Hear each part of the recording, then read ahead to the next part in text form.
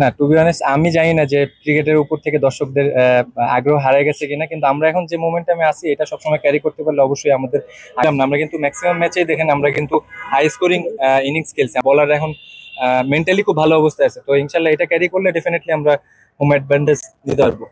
যেহেতু একটা winning momentum নিয়ে আসছি, এটা আমরা ক্যারি করার চেষ্টা করবো। আর যে এখন পর্যন্ত যে ওপেনার হিসাবে ব্যাটিং করছি, তো ওই মেন্টালিটি নিয়েই করলাম। কিন্তু ব্যাক অফ মাইন্ডে এটাও থাকে যে যদি মাঝখানে এমন না যে আমি সেট হলে মাঝখানে খেলি না, কিন্তু হুট করে মাঝখানে নামলে কিভাবে খেলতে হয়, মিডলরা কি জিনিস স্ট্রাগল করে, ওই জিনিসগুলো কিন্তু নর্মালি আমার জানা থাকে না। অনেক সময় মনে হয় বাইরে থেকে ইজি,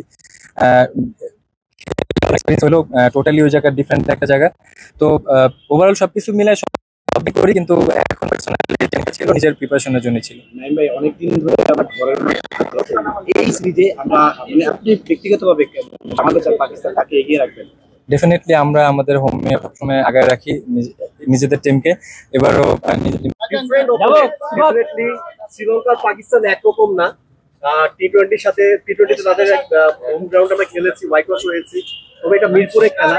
সবকিছু মিলে আসলে এই সিরিজে আমাদের আসলে সিরিজটা জেতার সম্ভাবনা কতটুকু, যেহেতু আমরা একটা উইনিং মোমেন্টাম নিয়ে আসছি?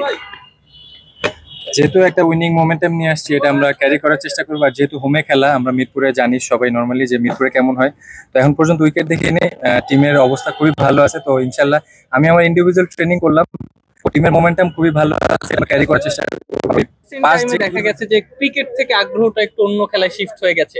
আপনার কাছে কি মনে হয়, যদি পাকিস্তানকে বাংলাদেশ হারাতে পারে তাহলে সেই আগ্রহটা আবারও ক্রিকেটে শিফট হতে পারে? না, টু বি অনেস্ট আমি জানি না যে ক্রিকেটের উপর থেকে দর্শকদের আগ্রহ হারিয়ে গেছে কিনা, কিন্তু আমরা এখন যে মোমেন্টামে আছি এটা সবসময় ক্যারি করতে পারলে অবশ্যই আমাদের আগে যে ক্রেজিনেসটা ছিল ওইটা ইনশাল্লাহ ইন ফিউচারে দেখছি এখনো আছে, ফিউচারে ইনশাল্লাহ থাকবে। সেটা হচ্ছে আর বলে বাংলাদেশ এগিয়ে আসে, অবশ্যই মোমেন্টামে এগিয়ে আসে, যদি আমরা সিরিজটা হেরে এসেছি এগেইনস্ট ওখানে। তো জিতছি তবে ওখানে না গেছে ও পাকিস্তানে। আচ্ছা আচ্ছা, আমরা শ্রীলঙ্কা। আমরা মানে আপনার কি মনে হয় যে কোন দিক থেকে আমরা এগিয়ে থাকছি? মানে অবশ্যই মোমেন্টামটা আছে আমাদের, কিন্তু স্কোয়াড যদি দেখি সামর্থ্য দিয়ে আপনার কি মনে হয় যে কোন দিকটা আমরা আগে যেতে পারবো? না দেখেন, অ্যাজ এ টিম পাকিস্তানে যেভাবে খেলছে, যদিও আমি ছিলাম না, আমরা কিন্তু ম্যাক্সিমাম ম্যাচেই দেখেন আমরা কিন্তু হাই স্কোরিং ইনিংস খেলছি, আমরা অলমোস্ট 190-200। তো আমরা বোলিংটা যেভাবে পাকিস্তানে বোলিংটা করছি পাকিস্তানের এগেনস্টে, শ্রীলঙ্কার এগেনস্টে দেখেন জিনিসটা কিন্তু টোটালি ডিফারেন্ট। তো এখন আমাদের বলাররাও কিন্তু ভালো মোমেন্টামে আছে। অ্যাজ এ টিমমেট হিসেবে যেটা সামনাসামনি দেখলাম যে আমাদের বলার এখন মেন্টালি খুব ভালো অবস্থায় আছে। তো ইনশাল্লাহ এটা ক্যারি করলে ডেফিনেটলি আমরা হোম অ্যাডভান্টেজ নিতে পারবো। থ্যাংক ইউ ভাই, থ্যাংক ইউ ভাই অনেক ঘাম। হ্যাঁ, থ্যাংক ইউ।